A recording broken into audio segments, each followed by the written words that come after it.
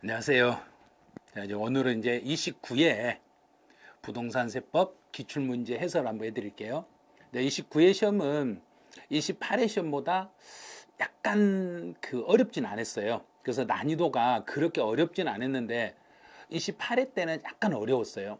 29회 때는 그래도 28회 문제가 너무 어렵다 보니까 29회부터는 28회 어렵게 나왔던 걸 기준으로 29회부터 저희가 이제 강의를 그렇게 수준을 높여서 강의했기 때문에 어렵게 느껴지지는 않을 거예요.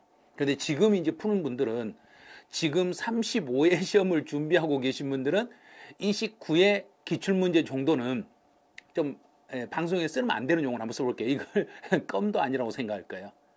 아예 지문이 좀 아주 그냥 쉽게 풀릴 거예요. 그래서 이렇게 쉽게 풀리면 다행인데 아직 지문이 안 풀린다. 그러면 정리를 조금 더 하셔야 돼요. 그러면 29회는 어떤 문제들이 어떻게 지문으로 구성됐는가 한번 봐볼게요. 자, 29회 25번 문제는 납세음의 성립 시기에 대한 설명으로 옳은 걸 찾아라 그랬어요. 성립 시기예요. 성립. 그러면 성립이라는 이야기는 언제 세금을 계산할 준비하는가? 그래서 주민세는 매년 7월 1일이 기준인데 1번 바로 답이네. 주민세는 7월 1일이 기준이고 재산세나 종합부동산세나 지역자원시설세는 6월 1일이 기준이라고 그랬죠. 그럼 답은 1번이네. 엄청 쉽잖아. 알면 쉬워요. 알면 쉬운데 모르면 진짜 어려운 거예요. 양도소득에 대한 지방소득세는 그러면 지방소득세는 양도소득이라고 했으니까 양도소득세의 성립 시기하고 똑같겠죠. 그래서 아무 말 없으면 1년이니까 과세 기간이 끝나는 때 과세 기간이 끝났을 때니까 매년 12월 31일 이날이 되겠네요. 그럼 3월 31일 틀렸네요. 자, 이제 세 번째 재산세에 부과되는 그럼 재산세에 부과된다. 그러면 재산세니까 재산세 따라가는 지방교육세는 재산세하고 똑같아요. 재산세하고 똑같으니까 매년 6월 1일로 재산세하고 똑같겠죠. 이제 중간 예납하는 소득세, 중간 예납 그러면 얼른 6개월 이렇게 생각하셔야죠. 6개월이라는 기간이 끝났을 때 그러면 6개월이니까 중간 예납 기간이 끝나는 때 이렇게 찾으시면 되죠. 중간 예납이라는 게 있으니까 1월 1일부터 6월 말까지 6개월이라는 시간이 끝나면 그랬으니까 6월 30일 그러면 12월 31일 틀렸네요. 자동차세 나면 엄청 쉽죠. 자동차세 그러면 자동차야 너는 나하고 오늘부터 나하고 너는 내 애인애라 너는 오늘부터 1일이다. 이렇게요. 이렇게 찾으면 돼요. 근데 이 문제가 그때 당시에 29회 나올 때 이 문제가 서울시 지방직 공무원 시험에서 이 문제가 거의 유사하게 출제됐어요.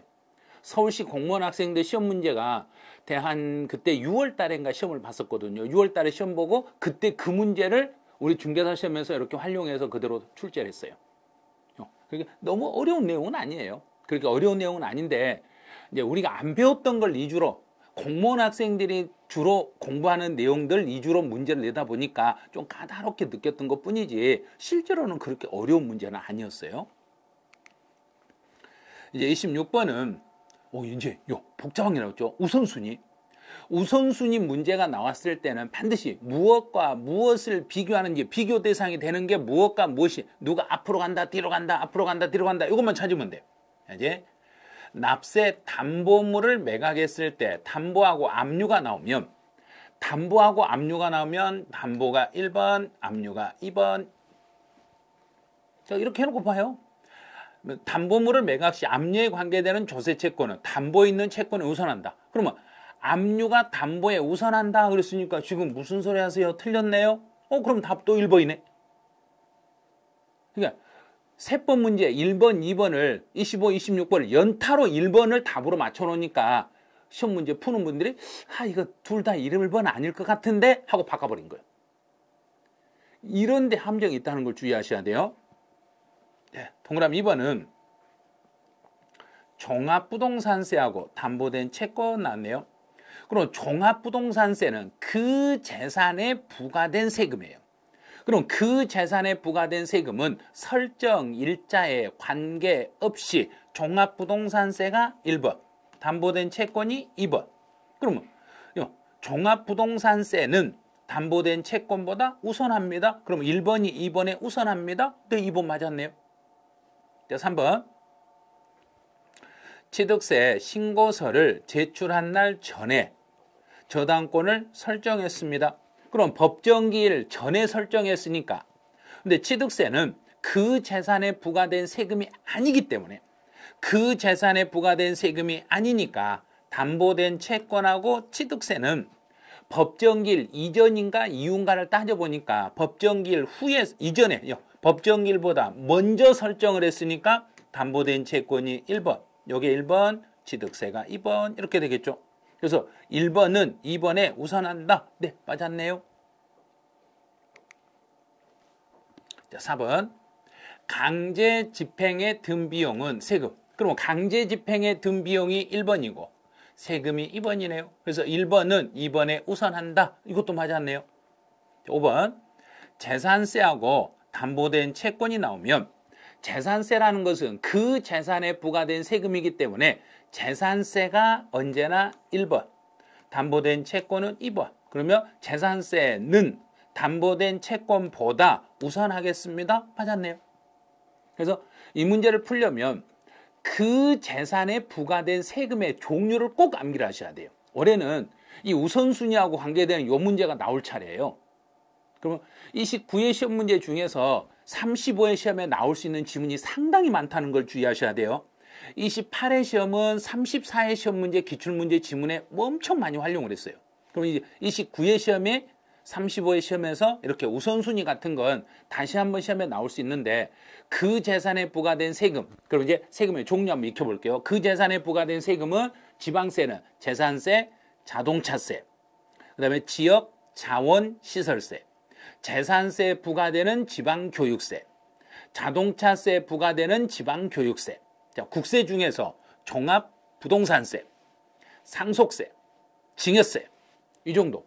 그 세금들이 그 재산에 부과된 세금들의 종류는 반드시 암기를 하고 계셔야 되겠네요.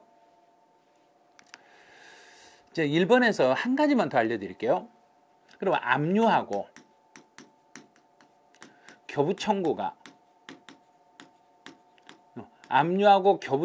이렇게 두 개가 비교되면 이때는 압류가 1번이고 교부청구가 2번이에요. 그래서 압류가 교부청구에 우선하겠습니다. 이 정도만 더 아시면 우선순위 문제는 이 안에서 다 풀리게 돼 있어요. 29번, 29회 때 26번 문제가 이때 이 문제 때문에 많은 분들이 그 고비를 맞았어요. 이 문제 하나 푸는데 한 5분, 6분 걸리거든요. 그럼 뒤에 쉬운 문제들이 딱 놓쳐버린 거예요. 그래서 우선순위 문제가 나왔을 때는 이론적으로 문제가 나올 수 있지만 이번 이제 35회 시험에서는 이 우선순위 문제가 계산 문제로 나올 수도 있으니까 준비를 철저히 하셔야 돼요. 우선순위하고 관련된 세금으로 우선 징수할 수 있는 금액이 얼마인지를 구해라.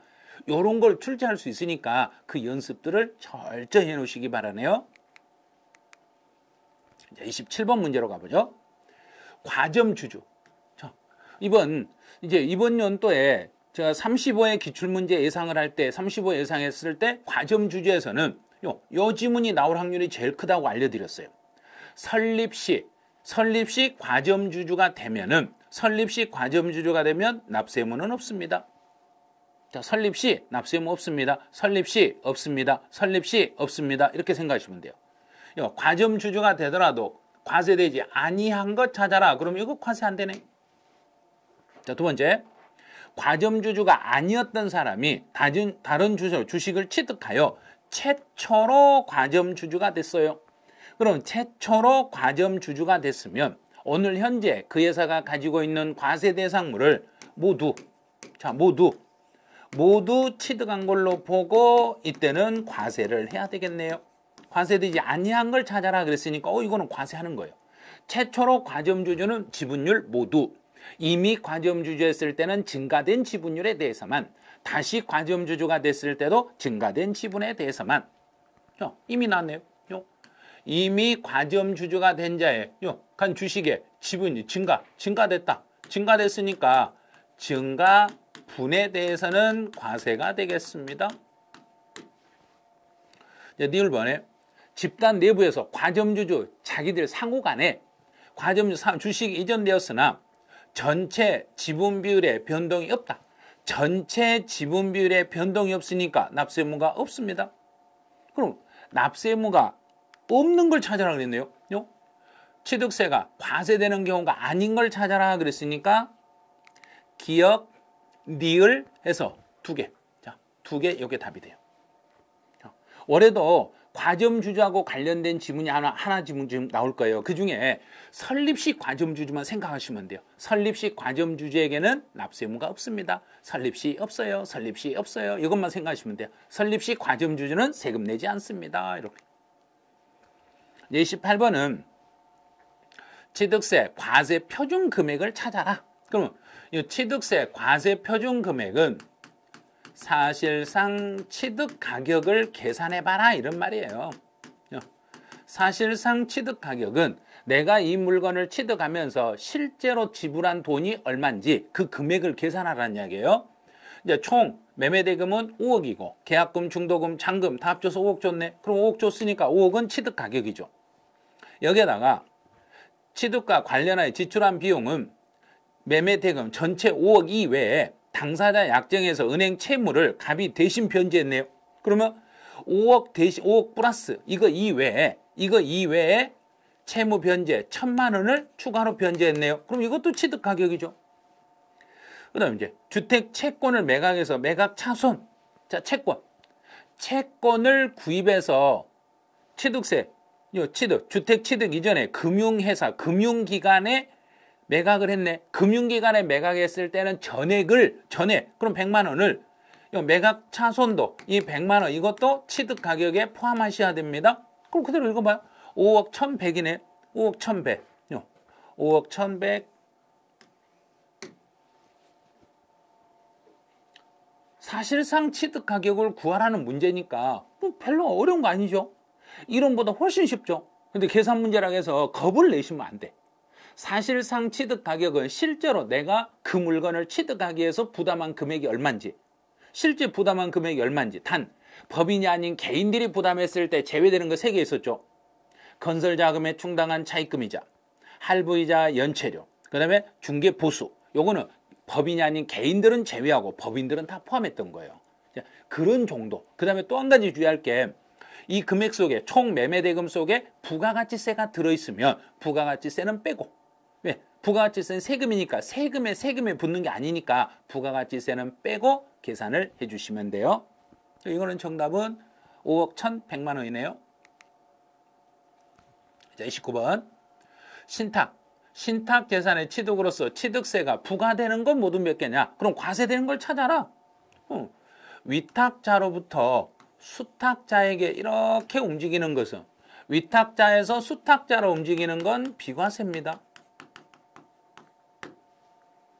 이제 수탁자가 가지고 있다가 위탁자에게 다시 원래 주인에게 넘겨줬습니다. 위탁자와 수탁자 간의 관계는 또 여기도 비과세입니다. 수탁자가 우리 창고가 비좁으니까 다른 사람한테 좀 맡겨주세요. 수탁자가 새로운 수탁자에게 넘기는 거, 이것도 비과세입니다. 이제 주택조합이 비조합원의 부동산을 취득했어요. 부동산을 이렇게 거래를 했어요. 조합하고 비조합원하고 부동산을 거래했을 때는 여기는 과세 대상입니다. 문제에서 부가 취득세로 부과되는 과세되는 건 모두 몇 개냐? 그럼 과세되는 거 하는 게 있네요. 과세되는 건 한 개입니다. 이렇게. 문제가 막 어려운 건 아닌데 박스 문제로 만들어 가지고 개수로 내다 보니까 야 이거 한 개인가? 두 개인가? 막 헷갈리게 내는 거죠. 그래서 조합원과 주택조합과 조합원 간의 부동산을 거래도 과세, 주택조합과 비조합원 간의 거래도 과세, 위탁자와 수탁자 간에 왔다 갔다 하는 것은 비과세. 30번 문제네요. 등록면허세가 과세되는 등록도는 등기가 아닌 걸 찾아라. 그럼 광업권이나 광어권이나 어권이나 양식어권을 취득하여 등록했을 때는, 물건을 취득하여 등록했을 때는 원칙은 취득세로 과세를 해야 돼요. 원칙은 취득세로 과세하죠. 취득하여 등록했을 때는 취득세로 과세하는데, 단 취득세 부과가 불가능하게 되며 취득세를 부과할 수 없는 경우에는 등록을 하려면 등록면허세라는 세금을 납부하셔야 돼요. 등록면허세를 납부하고 세금이요. 그럼 여기서도 광어권, 어권, 양식어권을 취득해서 등록할 때는 원칙은 취득세를 내야 되는데 법 규정상 지방세 특례 제한법에서 취득세를 면제시켜버려. 그럼 취득세를 부과할 수 없으니까 등록을 할 때는 등록면허세로 세금을 물으셔야 돼. 1번은 등록면허세 과세네요. 두 번째, 외국인 소유의 선박을, 자, 여기서 주의할 게 연부취득 조건이에요. 연부취득 조건으로 수입을 했을 때는, 자, 외국인 소유의 선박을 우리나라로 가지고 들어올 때 세관에서 등기를 해주는 게 아니죠. 세관에서는 등기하지 않고 중과 기준 세율을 적용해서 2%를 적용해서 취득세를 일단 물렸어요. 취득세를 부과하고 나중에 등록을 할 때 취득세를 다시 물릴 수 없죠. 이미 취득세 물렸잖아요. 여기서 세관에서 2%만큼 취득세를 물려놓고 나중에 등록할 때 또다시 취득세 내라면 취득세를 2번 낸 거잖아요. 그래서 취득세 2번 내는 것이 아닌 한 번만 내는 걸 해야 되기 때문에 이거는 먼저 취득세를 물리고 등록할 때는 등록면허세라는 세금으로 돌려서 받겠습니다. 자, 두 번째도 등록면허세도 과세하네요. 세 번째로 취득세의 제척기간이 이미 지나버렸어요. 취득세 제척기간이 지났으니까 취득세 부과가 불가능하죠. 제척기간 지났으니까 취득세 부과가 불가능합니다.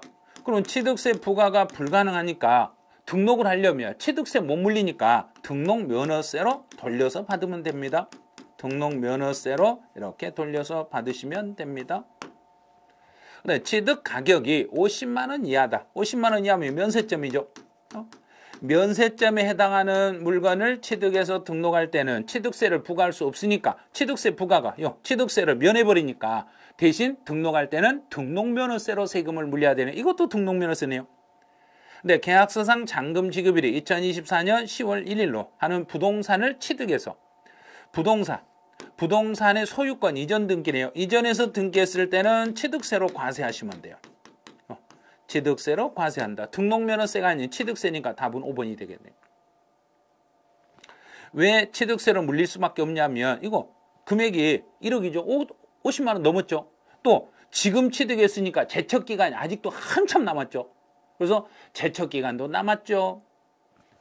광어권, 어권, 양식어권도 아니죠. 외국에서 수입한 것도 아니죠. 제척기간도 많이 남았죠. 50만 원도 넘었죠. 그러니까 당연히 이전 등기는 취득세로 과세하겠습니다. 그러면 5번 이게 정답이 되는 거죠. 31번. 이제 전세권 설정 등기를 하는 경우로 틀린 걸 찾아라. 그럼 전세권 납세의무자는 전세권자. 그럼 전세권자가 누군가 보죠. 갑이 을 소유 부동산이니까 갑이라는 사람이 이 사람이 세입자. 자, 을은 집주인. 그럼 갑이 세입자니까 전세권자. 이 갑 세입자. 맞았죠? 임차인. 그다음에 부동산 소재지와 주소지가 다른 경우에 등록면허세 납세지는 지방세죠. 지방세는 그 사람의 주소지로 가는 게 아니라 그 부동산 소재지로 갑니다. 2번이 답이네요. 3번. 전세권 설정 등기는 전세 금액의 1000분의 2. 이거 꼭 확인하세요. 전세 금액의 1000분의 2. 네 번째는 세금이 6,000원보다 적을 때. 그러면 등록면허세는 아무리 금액이 작아도 6,000원보다 작아도 최소 6,000원을 징수하겠습니다. 최소 6,000원을 징수하는 거예요. 그래서 6,000원으로 하겠습니다. 6,000원이 안 돼도 등록면허세는 제일 낮은 금액이 6,000원을 징수하셔야 돼요. 근데 만약 병이 갑으로부터 전세권을 이전받아 병의 명의로 등기했다. 그럼 병의 명의로 전세권 설정 등기했다는 이야기예요. 병의 명의로요. 전세권 설정 등기 나왔잖아요. 전세권 설정 등기를 병의 이름으로 했으니까 이름 쓴 병이 납세 의무자가 되겠습니다. 이거는 2번이 답이었네요. 문제 그렇게 막 어렵진 않아요. 어렵지 않는데 막 깊이 들어가고 그럴 정도도 아니에요. 그냥 기본적으로 우리가 내용 정리만 돼 있으면 풀 수 있는 문제들이에요. 재산세에서 종합합산 과세 대상 토지를 찾아라. 그러면 영업활동으로 사용하는 토지는 별도 합산, 생산활동이나 사치활동으로 사용하는 것은 분리과세. 자, 1번 지정문화재 안에 있는 임야입니다. 임야는 정부가 특별히 보호, 육성해야 될 임야들은 요거는 분리과세입니다. 국가가 국방상의 목적 이외에 그냥 공장 용지죠. 공장 용지인데 국방상의 목적 이외에 그 사용 및 처분을 제한했다. 그러면 당신들 공장에서는 군수품만 생산해라. 군대에서 필요한 물품만 생산해라. 그럼 생산활동에 사용하고 있으니까 분리 과세 대상이 되는 토지입니다. 세 번째, 허가를 받아야 되는데 허가를 받지 않았네. 허가 등을 받지 아니한 건물의 부속의 토지네요. 그럼 허가를 안 받았으니까 건물 밑에 있는 땅을 나대주로 해석해버리네요. 허가받지 않는 건물 밑에 있는 땅은 나대주로 해석해서 종합합산 토지가 됩니다. 자, 종합합산 토지라고 했으니까 답은 3번이네요. 이제 4번. 공원, 자연, 환경지구. 이 환경지구 안에 있는 환경세 물리는데 조금 물리겠습니다. 그래서 분리 과세 대상입니다. 네, 개발 제한구역에 있는 임야다. 그럼 정부가 정책적으로 개발 제한구역에 있는 임야는 정부가 보호 육성을 해야 되기 때문에 이것도 분리 과세 대상이 되겠습니다. 이렇게. 그래서 올해 지금 예측을 할 때 토지 과세 구분도 우리 시험에 35회 시험에 나올 거라고 했잖아요. 그럼 주로 지금 29회 때 나왔던 문제 그 유형들이 35회 시험에 나올 수 있는 유형들이라고 이렇게 보시면 돼요. 그래서 종합합산 과세다. 그러면 별도하고 분리를 뺀 나머지가 종합합산 과세입니다. 그 정답은 3번이었네요. 33번. 이제 A주택을 3년을 소유하고 그다음에 재산세와 종합부동산세 설명으로 틀린 걸 찾는데 61세이며 1세대 1주택자라고 가정합니다. 자, 이게 이렇게 종합 문제가 나와요. 재산세와 종합부동산세 과세 기준일은 매년 6월 1일입니다. 이거는 뭐 풀 수 있겠죠. 재산세도 6월 1일, 종부세도 6월 1일. 이제 고령자 세액공제. 고령자 세액공제를 받으려면 1세대 1주택자야 되죠. 1세대 1주택자이고 고령자 세액공제를 받기 위해서는 5년 이상을 보유하셔야 돼요. 5년 이상을 보유해야만 세액공제를 받을 수 있는데 3년을 소유했기 때문에 이거는 5년이 안 됐죠. 5년 안 됐으니까 세액공제는 받을 수 없습니다. 5년 넘지 않았잖아요. 세액공제 받을 수가 없는 거예요. 이제 납부할 세금이 600만 원이다. 그럼 재산세 납부세금 분할 납부네요. 분할 납부는 250만 원을 초과하면 250을 초과하면 분할할 수 있는데 이번 연도부터 법이 개정이 돼서 3개월 동안 분할할 수 있겠죠. 자, 그런데 250을 초과하고 500만 원 이하가 됐을 때와 500만 원을 초과했을 때 이게 약간 달라지죠. 500만 원 이하가 됐을 때는 250만 원 초과액을 분할할 수 있고 250만 원 초과하는 액수를 분할할 수 있고 500만 원을 넘었을 때는 그 세금의 50% 이하의 금액을 분할할 수 있습니다. 그런데 여기는 600이니까 500 넘었죠. 500이 넘었으니까 50% 최대 50%니까 300 됐죠? 여기에 50%까지는 최대 분할할 수 있으니까 그럼 600의 50%는 300. 300만 원을 3개월 동안 분할할 수 있습니다. 앞에가 재산세니까 3개월인 거예요. 만약에 여기를 종합부동산세로 바뀌면 여기가 6개월이 되는 거예요. 이렇게 바뀌는 거죠. 재산세는 3개월, 종합부동산세는 6개월. 근데 문제 지문은 재산세라 했으니까 3개월.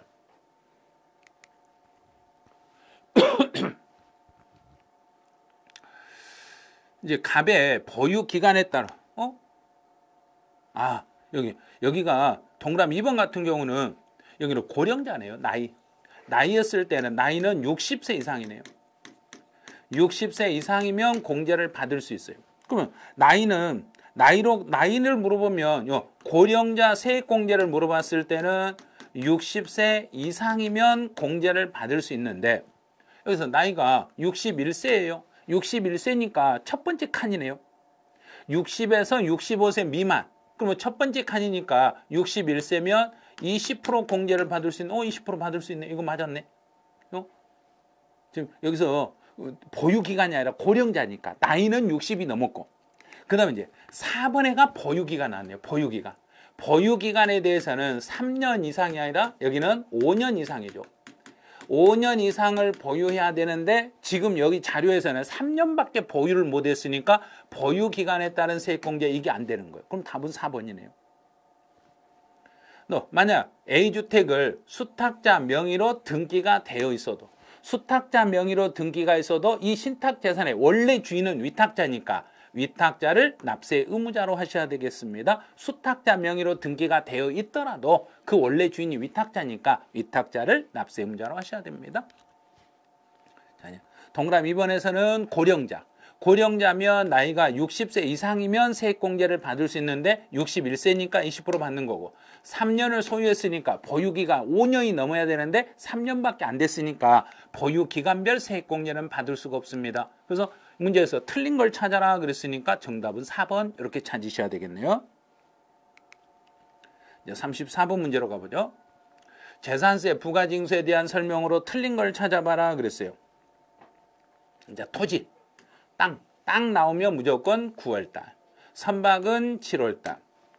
그 다음에 재산세는 납부 개시 5일 전. 5일 전까지 고지서를 보내줘야 되고 주택분 재산세로 해당 연금 이거 20만 원 이하다. 20만 원도 안 되면 20만 원도 안 됐을 때는 9월 달에 한꺼번에 아니라 7월 16일부터 7월 31일까지 한꺼번에 부가징수할 수 있습니다. 요 동그라미 4번은 작년 기출문제 정답으로 나왔던 지문이에요. 요 지문이 작년에 우리 34회 시험에서 정답으로 출제했던 지문이 4번 지문이에요. 그래서 20만 원도 안 되면 7월 달에 먼저 땡겨서 한꺼번에 받는 거지 9월 달로 늦춰서 받는 건 아니에요. 근데 물납을 하고자 하는 사람은 물납이라고 했으니까 올해 이제 물납이 나올 차례예요. 납부할 세금이 1,000만 원을 초과했을 때 관할 내후 부동산에 한해서만 물납 신청이 되는데 물납은 납부 기한 10일 전까지요. 납부기한 10일 전까지 물납 신청을 하고 신청을 받은 지방자치단체는 받고 나서 5일 안에 승인 여부를 통지하고 만약에 불허가 통지를 하면 다시 불허가 통지 받은 날로부터 10일 안에 다른 부동산으로 재신청을 할 수 있습니다. 틀린 건 4번이 틀렸네요. 이제 35번 가보죠. 종합부동산세 내용으로 틀린 거. 이제 잔금 및 소유권 이전이 6월 29일 날 잔금을 지불했네. 그럼 6월 1일 이후에 잔금을 지불했으니까 6월 29일 날에 잔금을 지불했으면 6월 1일 날에 소유자가 납세 의무를 지는 거예요. 그러면 6월 1일 날 소유자는 아직 물건을 팔지 않았죠. 6월 29일 날 팔았으니까 6월 1일 날은 매도인 손에 들어있겠죠. 그래서 매도인을 이 사람이 납세 의무를 지는 거예요. 매도인 맞았네요. 매도인이 납세 의무를 지는 거고. 납세 의무자가 국내 주소를 두고 있는 개인이다. 그럼 거주자네. 거주자인 경우에 납세지는 그 사람의 주소지로 가는 거고 만약에 주소가 없다. 그러면 그때는 거소지를 납세지로 이렇게 하면 되죠. 이제 동그라미 3번. 요것도 작년에 시험에 나왔던 지문이에요. 그럼 28회 시험 문제나 29회 시험 문제를 활용해서 종합을 해가지고 34회 때 시험에 출제했었네요. 그렇죠? 부정한 행위도 없고 특례도 아니면 특별한 것도 아니었을 때 제척기간은 납세 의무의 성립일부터 납세 의무의 성립일이 보통징수 세목에 대한 제척기간의 기산일이에요. 정부가 조사를 시작할 때 납세 의무의 성립일부터 특별한 게 아니면 5년만 조사하고 끝내겠습니다. 그래서 작년 시험은 여기를 함정으로 봤죠. 납세 의무의 성립일부터 5년이라는 시간 안에 조사를 해야 되고 이 5년이라는 시간이 지나버리면 더 이상은 세금을 부과할 수가 없습니다. 납세 의무자의 선택에 따라 신고 납부할 수 있으나 맞았죠. 그런데 신고 납부를 함에 있어서 과소신고하면 과소신고했을 때는 당연히 과소신고 가산세가 적용됩니다. 이제 과소신고했으니까 신고 가산세 10%를 물으셔야 되겠습니다. 그다음에 물납은 허용되지 않습니다. 물납은 허용되지 않아요. 물납은 재산세만 허용이 되는 거지 종합부동산세는 물납을 허용하지 않습니다. 그래서 여기는 틀린 걸 찾아라 그랬으니까 4번 이게 틀렸네요. 자, 36번 양도미 취득 시기. 양도미 취득 시기? 작년 시험에 나왔었는데? 봐요. 그러니까 28회 기출문제와 29회 기출문제만 풀었더라도 34회 시험은 무려 8개에서 10개 정도로 맞출 수 있어요. 그래서 기출문제를 분석을 지금 해드리고 있는 이유가 이 기출문제를 분석하고 시험장에 가시는 분하고 기출문제 분석 안 하고 시험장에 가는 분하고 차이는 천지 차이예요. 엄청난 차이예요. 그래서 지금 바로 실무에 투입돼서 내 수중에 돈이 이제 중개 보수가 들어올 것인지 아니면 또 공부를 해야 할 것인지 요건 스스로 결정을 하셔야 돼요. 그래서 기출문제 같은 것은 최대한 시험 보기 전에 한 5년에서 한 6년 세법 같은 경우는 제가 한 7년치를 이렇게 정리를 해드릴 거예요. 그래서 7년 동안에 발생했던 그 기출문제들만 알아도 그 지문만 알아도 시험장에 가시면 엄청나게 많은 문제를 푸실 수 있을 거예요. 자, 36번 가보죠. 양도미 취득 시기. 자, 건물 허가를 받지 아니하고 허가를 안 받았네. 허가를 안 받았으니까 승인이란 말을 나올 수가 없겠죠. 허가받지 않았을 때는 사실상 본인이 사용한 날을 사실상 사용일이 취득일이 되는 거예요. 틀린 거 1번 바로 틀렸네요. 네, 장기 할부 조건 나오면 우리 풀 것도 없죠. 장기 할부 나오면 하나, 둘, 셋 중에 빠른 날. 1개, 2개, 3개 중에서 빠른 날. 대금을 청산하기 전에 그러면 대금을 청산하기 전에 등기를 먼저 했어요. 먼저 했어요. 그러면 등기 접수일이 되겠죠. 등기 접수일. 등기가 빨랐으니까 등기 접수일. 상속을 받았어요. 그러면 상속 개시일. 증여를 받았어요. 그러면 증여를 받은 날. 자, 증여는 조심하라고 그랬어요. 증여는 양도소득세에서는 증여를 받은 날. 왜냐하면 양도소득세에서는 계약서 개념을 인정을 안 해주다 보니까 양도소득세에서 증여를 받았을 때는 증여를 받은 날을 취득일로 잡아요. 근데 5번처럼 환지, 면적이 증가됐다. 그 옛날에 내가 옛날 내 땅을 환지하면서 내 면적이 늘어났으니까 늘어났다는 걸 환지 처분 공고를 해야 할 수 있겠죠. 그럼 환지 처분 공고 땅 붙이면 공고가 붙이면 반드시 공고 뒤에는 다음 날부터 효력이다. 다음 날 공고일에 다음 날부터 효력이 생기니까 다음 날을 취득일로 잡아라. 이렇게 되는 거예요. 그래서 작년 시험은 뭐가 나왔냐면 완성, 앞에가 완성 그러면 끝에 가서 완성된 날 이렇게 찾으라 했죠. 완성된 날, 완성된 날 이런 식으로 찾으시면 돼요. 이제 작년 시험은 이거고 이제 환지하면서 면적이 증가됐어요. 그러면 공고일에 다음 날. 그러면 면적이 증가된 게 아니라 일반적인 환지 처분이에요. 자, 일반적인 환지로 인하여 지목이나 지번이 변경이 됐어요. 지목과 지번이 변경이 됐어요. 이런 경우는 이거는 환지하면서 발생한 게 아니라 환지 전에 이미 취득했을 때 그때로 가요. 그래서 취득 시기를 환지 전 토지 취득일로 갑니다. 환지 전 옛날에 그 땅을 취득했을 때 그때를 취득일로 이렇게 찾겠습니다. 이렇게 가는 거예요. 환지 전 토지 취득일로 가겠습니다. 이제 37번. 가로에 들어갈 내용으로 옳은 걸 찾아라. 이거 별것도 아니네요. 혼인, 결혼 딱 나오는 순간 지문 읽지 마시고 5년 결혼했을 때는 5년 안에 팔면 비과세 혜택을 드리겠습니다. 자, 두 번째. 이제 부모를 직계 존속을 모시네요. 그러면 직계 존속 부모를 모실 때는 60세 넘은 부모를 근데 두 분 중에 한 분이라도 60세 미만인 자 한 사람이 60세 미만이고 한 사람이 60세 넘었다. 그래서 상관없어요. 두 분 중에 다 넘어야 되는 게 아니라 한 분만 넘어도 돼요.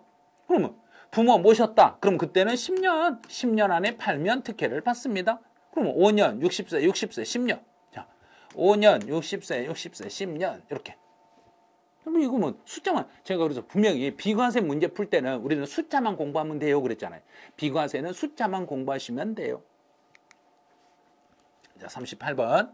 양도소득세 과세 표현에 대한 설명으로 옳은 걸 찾아봐라 그랬네요. 자, 이제 올해 시험에 나올 수 있는 지문이 1번이라 했잖아요. 참 이상하네요. 저 분명히 35의 시험을 예측하면서 이게 나올 거라고 예상했던 지문들을 다 알려줬는데 알고 봤더니 다 29에 다 들었네. 29의 기출문제 지문에 들어있는 것들 중에서 제가 35의 시험에 나온다는 게 대부분이네요. 자, 이것도요. 부동산을 취득할 수 있는 권리에서 양도 차손이 발생하고 토지에서 양도 소득이 있으며 부동산을 취득할 수 있는 권리와 토지는 같은 종류의 소득이냐. 같은 종류니까 서로 간에는 통산할 수 있다. 같은 종류끼리는 부동산은 부동산끼리 통산하고 주식은 주식끼리만 통산합니다. 그럼 부동산하고 주식은 통산이 안 됩니다. 여기서 부동산이라는 것은 주식을 뺀 나머지를 모두 다 통틀어서 부동산이라 합니다. 이렇게 익히시면 돼요. 자, 두 번째. 양도 차익을 실거래가로 의하는 경우 양도가액에서 공제하는 취득가액은 좀 실질가액인데 여기서 보니까 필요경비에 이미 산입했네. 다른 소득에서 이미 필요경비로 산입했으며 여기는 빼고 필요경비 다른 데서 이미 경비로 산입한 금액이 있으며 이를 공제하지 않는 공제한 금액으로 가겠습니다. 다른 데서 이미 경비로 써먹었으니까 그거 빼고 난 나머지만 가지고 필요경비로 인정하겠습니다. 이렇게. 그래서 수업 시간에 했잖아요. 한 달에 용돈 10만 원 주기로 했는데 이미 아빠한테 2만 원 갖다 썼어. 그럼 엄마가 8만 원만 주면 된다 했잖아요. 이런 식으로. 그래서 그 정해진 게 있는데 그 중에서 일부는 다른 소득에서 이미 경비 처리했으며 그거 빼고 나머지만 가지고 양도소득세 필요경비로 하겠습니다. 또 양도소득세 과세표준은 종합소득과 퇴직소득에 대한 과세표준과 구분하여 계산합니다. 네, 이거 맞았네요. 양도소득에 대한 과세표준과 종합소득은 서로 하나 합치면 안 돼요. 왜? 양도소득은 사업성이 없는 소득이고 종합소득은 사업성이 있는 소득이기 때문에 사업성이 있는 것과 없는 것은 서로 구분하여 계산하셔야 됩니다. 자, 4번. 자, 이것도 작년에 시험에 계산 문제로 나왔던 거죠. 작년 시험에서는 여기를 15억이 아니라 25억으로 시험 문제 출제했어요. 그래서 양도 가액이 15억인 1세대 1주택 비과세 요건을 충족했더라도 12억을 초과했으니까 12억 초과분은 과세가 되죠. 근데 총 양도 차익은 4억이네. 4억 중에서 자, 과세되는 양도 차익을 구해라 그랬으니까 고가주택 비율을 곱하면 되죠. 전체 양도 가액분에 전체 양도 가액에서 12억까지는 비과세니까 12억 빼버리면 되죠. 그러면 4억 곱하기 전체 양도가액이 15억 10억 중에서 그 중에 12억까지는 비과세니까 이거 빼면 되죠. 자, 그러면 이제 계산기. 자, 이렇게 계산기 하나씩 꼭 준비하세요. 시험장에 가면 요 계산기 필요한 이 정도 계산기만 있으면 돼요. 이것만 있으면 충분히 우리 계산 다 돼요. 자, 계산 한번 해볼게요. 4억 곱하기 그러면 4억 4억 곱하기 10억에서 12억을 빼니까 3억이죠. 3억. 그 다음에 15. 그러면 곱하기 3 나누기 15. 그러니까 8천. 8천 나왔네. 과세되는 양도차익은 8천입니다. 양도차익은 1억입니다. 틀렸네요. 8천입니다. 이렇게 가는 거죠. 자, 5번. 자본적 지출액은 이건 실지 비용이란 이야기예요. 실제로 내가 어떤 자산에다 비용을 투입했을 때 그 비용으로 인하여 그 자산의 값어치가 올라가니까 이거 빼주는 거예요. 그런데 빼주려면 증명서류를 수치 보관해야 돼요. 그런데 보관 안 했네? 안 되죠. 증빙이 있어야죠. 만약에 실제 증빙을 수치 보관하지 않았더라도 금융거래에 의해서 확인이 되면 확인이 안 됐네? 자, 두 번째로 영수증 증빙이 있든지 아니면 금융거래에 의해서 확인이 되든지 둘 중에 하나라도 있어야 돼요. 근데 둘 다 안 됐으니까 공제할 수 없습니다. 자본적 지출이나 취득 가격으로 인정을 받으려면 일단 증빙이 있어야 돼요. 증빙이 있거나 만약에 증빙이 없으면 금융거래 사실이라도 확인이 되어야만 공제가 되는데 여기서 둘 다 안 됐죠. 증빙도 없고 금융거래 확인도 안 됐으니까 필요경비로 인정받을 수가 없네요. 없어요. 안 돼요, 이거는. 그러면 자본적 지출은 추계 방식이라는 게 없어요. 자본적 지출은 증빙이 없거나 증빙이 있거나 또는 금융거래 내역이 있어야 되는데 둘 중에 하나라도 아무것도 둘 다 없으면 이거는 필요경비로 인정을 받을 수가 없습니다. 자, 39번. 옳은 걸 찾아봐라 그랬네요. 미등기 양도자산. 요거 34회 시험, 35회 시험에 33회, 34회 연속 2번 나왔던 지문이네요. 미등기 자산에 대해서는 비과세에 관한 규정을 적용할 수 없습니다. 미등기로 팔면 비과세나 감면이 배제됩니다. 비과세도 안 돼요. 감면도 안 돼요. 또 두 번째로 환지처분 공고 전에 환지처분 공고 전에 양도했으니까 정부가 등기를 할 수 없는 상태로 양도했어. 등기할 수 없는 상태니까 미등기로 팔아도 등기로 파드리겠습니다. 미등기 양도자산에 해당하지 않습니다. 네, 맞았네요. 자, 이번 지문, 이 지문이 작년 33회, 34회 연속 2번 나왔던 지문이 이번 지문이에요. 옛날 28회 기출문제, 29회 기출문제가 엄청나게 많이 뒤에서 활용되고 있잖아요. 네, 미등기 자산에 대해서는 원칙적으로 양도소득 기본공제는 받을 수가 없습니다. 미등기에 대해서는, 자, 이거 4번 지문 조심하세요. 미등기에 대해서는 70%를 결정세액에 더한다. 결정세액에 더한다는 이야기는 이걸 가산세로 부과한다. 가산세를 물리겠다는 이야기예요. 미등기 상태로 양도하면 70% 가산세를 물리는 게 아니라 미등기로 양도하면 세율이 70%라는 이야기예요. 세율이 70%인 거지 산출 세액에다가 70% 가산세를 물려. 가산세 물리는 거 아니에요. 그래서 세율을 물어볼 때는 과세 표준에 70%의 세율을 적용합니다. 미등기로 팔았을 때는 세율 70%짜리 세율을 적용하겠습니다. 이렇게. 미등기로 팔았을 때는 장기보유 특별공제는 받을 수가 없습니다. 요 문제, 요 39번 지문 중에 33회 시험과 34회 기출문제에서 여기에 있는 지문들을 2년 연속 활용을 해먹었어요. 여기 있는 지문들이 2년 동안 활용됐던 지문들이네요. 그래서 여기서 옳은 걸 찾아라 그랬으니까 답은 2번 이게 올바른 거예요. 그때 이제 29회 시험 볼 때 여기서 많은 분들이 답을 4번에 찍었어요. 왜? 미등기는 70%가 70% 세율이다. 70%다. 70%만 보이니까 무조건 이게 맞다고 생각하는 거예요. 결정세액에 더한다는 이야기는 가산세로 물린다는 이야기예요.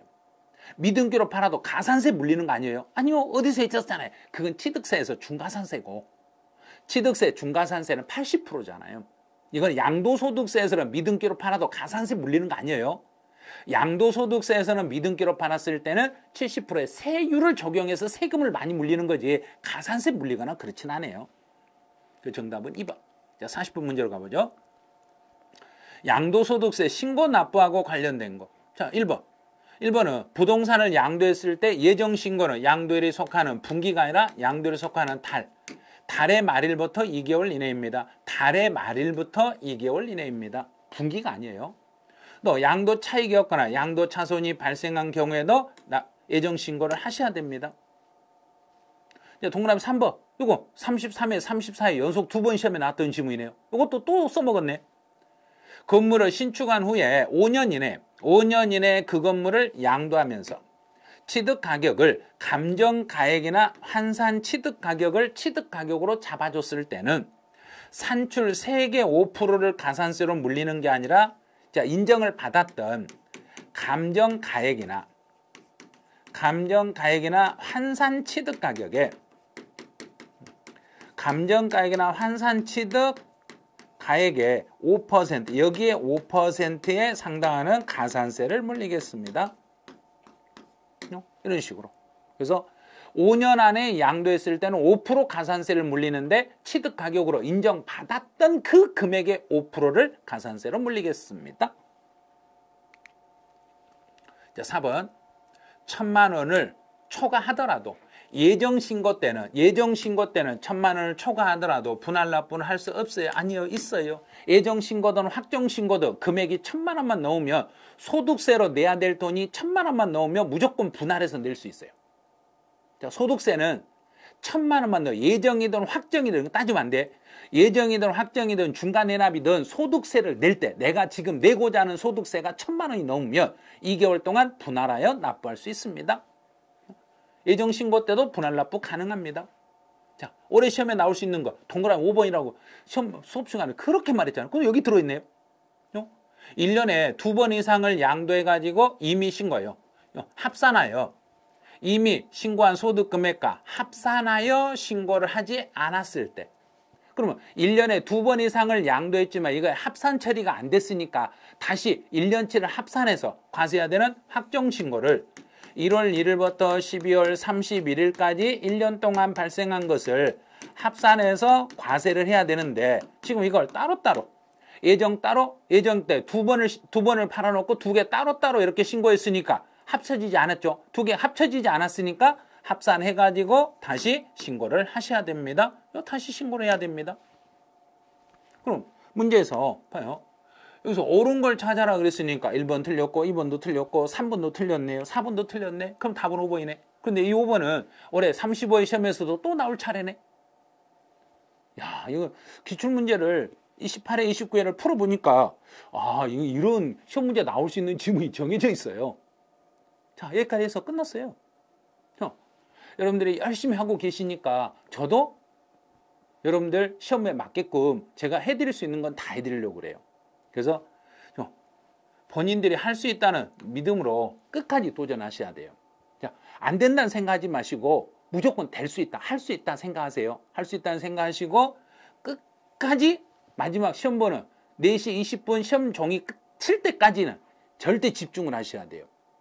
자, 그래서 지금 많이 힘드실 거예요. 지금 한 70일 정도 아마 남았을 거예요. 제가 이거 해서 이 촬영을 할 때는 한 70일 정도 남았을 때 촬영을 했어요. 그래서 70일 정도 남으시면 이제 뭘 해야 될지 감도 안 잡고 막 힘드실 거예요. 그때는 기출문제 지문을 이렇게 계속 반복으로 풀어보시는 게 제일 좋아요.